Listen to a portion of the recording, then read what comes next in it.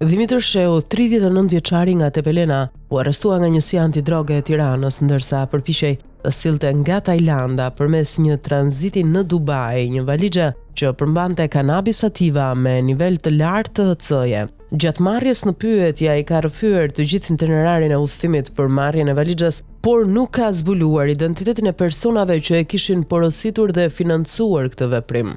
Sipas deklaratës së tij, ishte pajtuar për një shpërblim prej 2 milion lekësh të vjetra për transportimin e çantës drejt Tiranës. Plani parashikonte që ai të shkonte në Tajland, ku një person i huaj do t'i dorëzonte valixhen. Takimi me këtë person ndodhi në hotelin e prenotuar, pas së cilës shehu shkoi drejt aeroportit dhe udhëtoi për në Dubai, pa hasur në ndonjë kontroll apo pengesë nga autoritetet vendase. Ai mbërriti në rinas pa e ditur se çanta nuk ishte nisur nga Dubai.